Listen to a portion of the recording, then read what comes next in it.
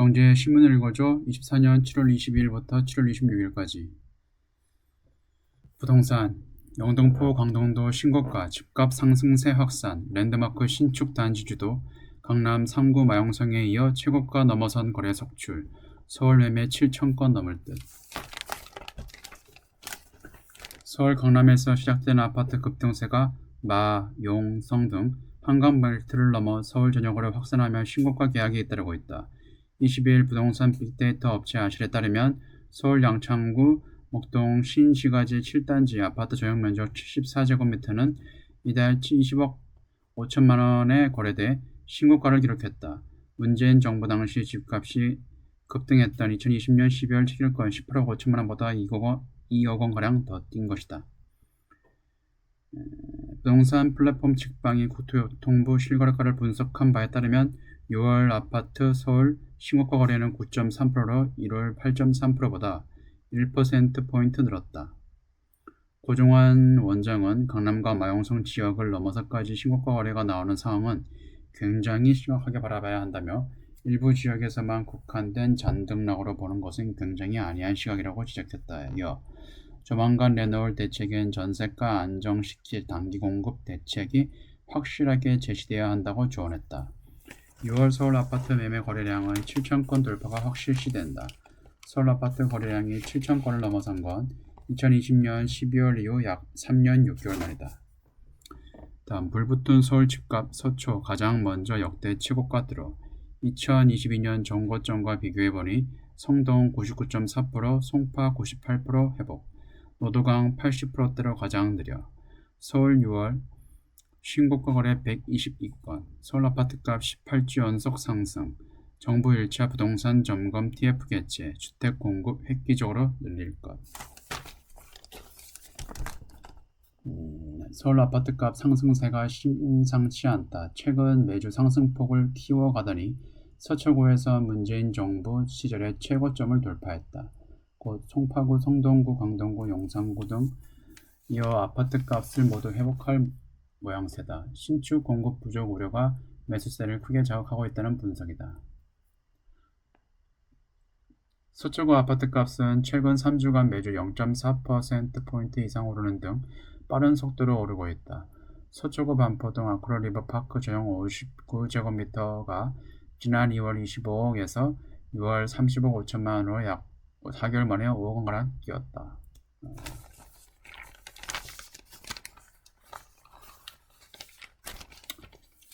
NH투자증권연구원은 현재의 부동산 시장은 실수요자들이 주거 상향 이동을 하는 시장이라며 공사비 문제로 앞으로 재건축이 쉽지 않다고 인식해 신축에 대한 희소성이 커지면서 주거 상향의 이동의 종착지와 같은 서쪽으로 수요가 몰린 결과라고 분석했다.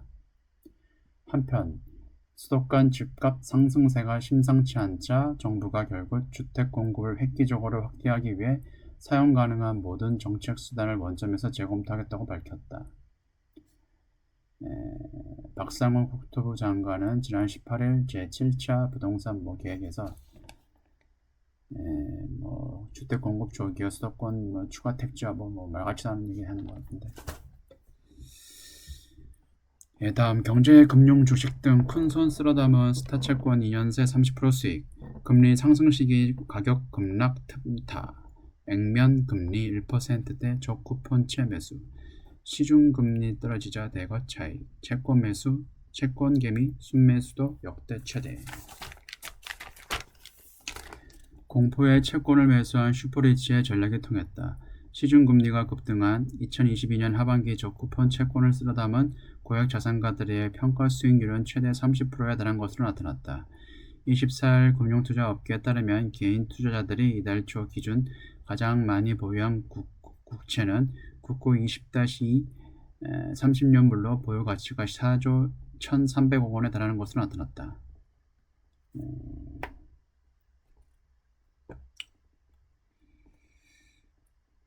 2022년 10월 장외 유통시장에서 국고 20-2 가격은 금리 급등에 따라 발행 가격 1만원에서 약 40% 급락한 5,750원에서 6,000원대로 대거 거래됐다. 현재 20-2는 유통가격이 7,465원으로 저가 매수에 따른 평가 수익률은 최대 30%에 달하는 셈이다. 현행법상 채권의 이자 수익은 15.4%의 배당소득세 과세 대상이다. 다만 채권의 자본 차익은 아직 비과세로 자산 규모가 큰 고액 자산가로서는 자본 차익에 집중하는 게 절세 측면에서 유리하다. 현재 시중금리가 빠르게 금리 인하 가능성을 반영하고 있다는 지적도 나온다. 현재 신한은행 기준으로 해가지고 주택담보대출이율이 0%대의 기준금리였던 그 시절과 거의 주택담보대출이 2% 후반대를 거의 비슷합니다. 주택담보대출 금리가. 그래가지고 주택 매매가도 대출이자에 대한 부담이 없기 때문에 지금 아파트값이 많이 상승하고 있습니다.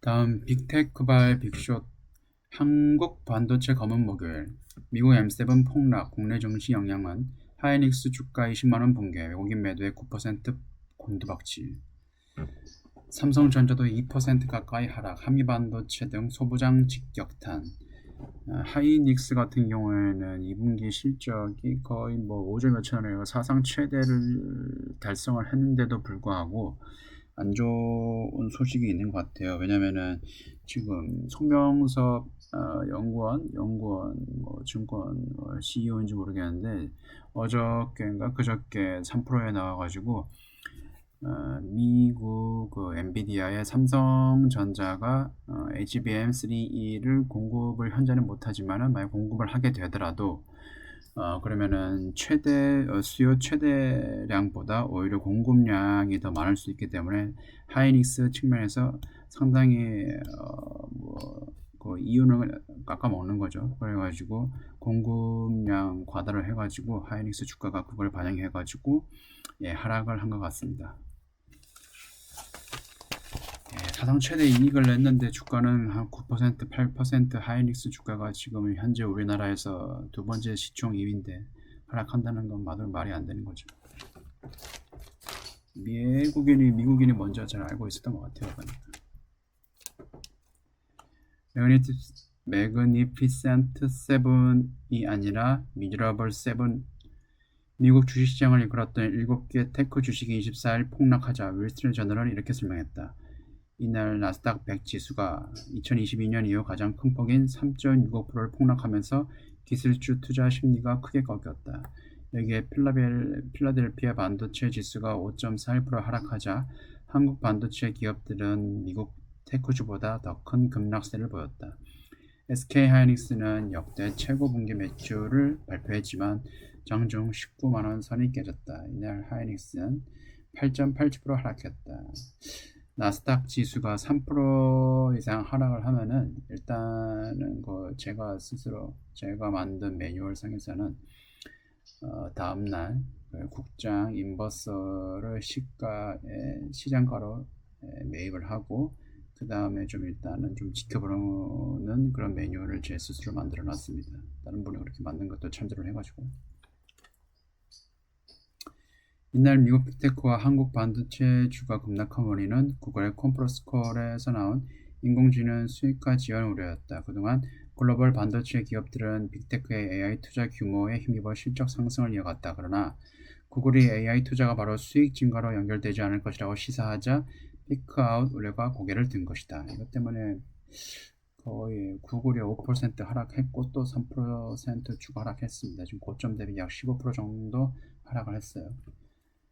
순다르 피차이 구글 최고 경영자는 실적 발표 콘퍼런스콜에서 AI 인프라 투자에 따른 매출이 나오기 쉽지 않을 것이라고 내비쳤다. 그래가지고 지금 잠시 미국 엔비디아 인버스도 살짝 들어갔습니다. 외국인들은 이날 삼성전자를 198억원어치 순매수하고 SK하이닉스를 7,130억원어치 순매도하면서 SK하이닉스의 하락폭이 더 커졌다. 송명서 연구원이 이것도 얘기를 했어요. 올해 같은 경우에는 SK하이닉스로 엔비디아가 어느 정도 수요량을 커버를 했지만 내년에는 일시적으로 하이닉스 그 캐파만으로는 이게 그 수요량을 감당할 수 없기 때문에 삼성전자가 생산하는 HBM3E까지 그게 승인이 돼야지 같이 엔비디아에서 생산을 할 수 있다라고 언급을 해가지고 삼성전자가 뭐 3%그 이원이 말한 걸 듣고 그렇게 주가가 올랐고 뭐 떨어졌는지 모르겠지만은 예, 거기에 대해 가지고 살짝은 감안하지 않았을까 생각이 됩니다. 최근 대형 기술주에서 소형주로 순환매가 이루어지는 것도 테크주 투자 심리에 악화시키고 있다. 그럴 수 있지. 엔화값 반등에 엔화노출 미국 ETF도 햇살. 이달 초 100엔당 850원대에서 트럼프 피격 이후 반등세 전환. 미국 금리 인하 땐 더 오를 수도. 에이스 미국 30년 국채나 노출 상장 한 달 만에 300억 원 몰려. 환차익 미국 국채값 상승 기대. 트럼프가 피격 이후 거의 뭐 당선되는 것처럼 지금 분위기가 그렇게 조성이 됐어요. 근데 트럼프 같은 경우에는 달러와 약세를 원하기 때문에 그러면 상대적으로 엔화가 강세가 되겠죠. 네, 그걸 감안을 한 겁니다.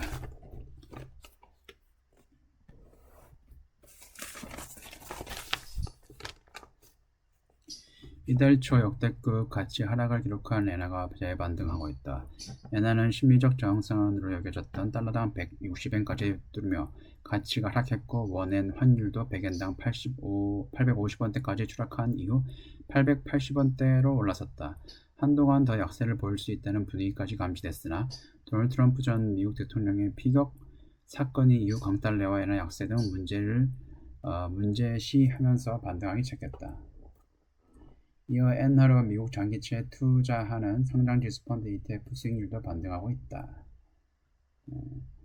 엔달러 가치는 이달 들어 1986년 이후 38년 만에 최저치 달러당 160엔을 뚫었고 시장에서는 엔화가 160엔 수준에서 움직이는 초엔저 시대가 열릴 것이라는 분석까지 나왔다. 하지만 트럼프 전 대통령의 이날 발언 이후 그 반등 가도에 올라탔다. 이 때문에 엔화가 반등했으나 미일 간 금리 격차가 축소되지 않는 상황에서 당분간 엔저 분위기가 계속될 수밖에 없다는 견해도 있다. 그런데 9월에 뭐 99% 이상 금리가 인하가 기준금리 인하를 지킨다는 게 대세이기 때문에 금리를 인하하면 미국 달러화도 오히려 가치가 상실을 하는 거기 때문에 달러가 약세가 되겠죠. 그럼 다시 상대적으로 대부분 달러 가치가 유로존에 가장 많은 큰 비중으로 좀 감안이 되긴 하지만 그 다음에 또 엔화이기 때문에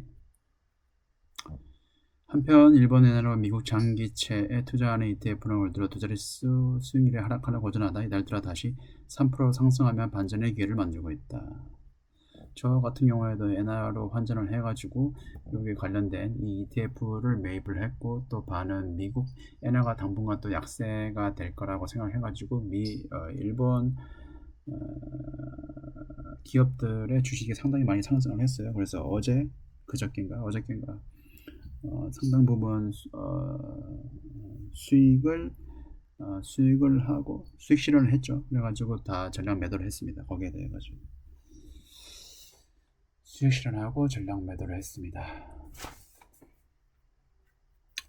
다음 침체 탈출 다급한 중국 5개월 만에 금리 인하 인민은행 LPR 0.1%포인트 3종 전에 낮추를 안 적었네.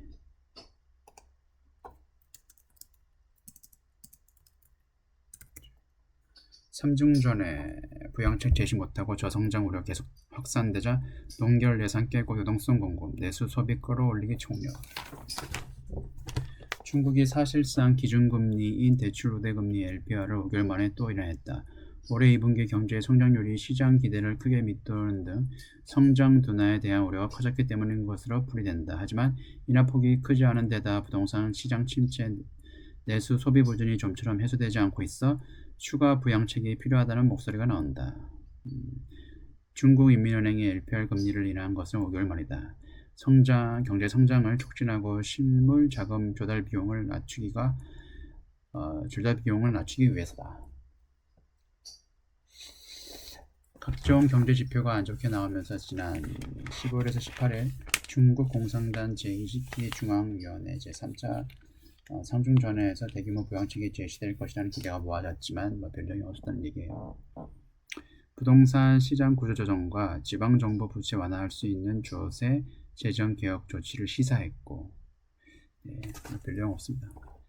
이번 주는 여기까지고요. 지금까지 시청해 주셔서 고맙습니다.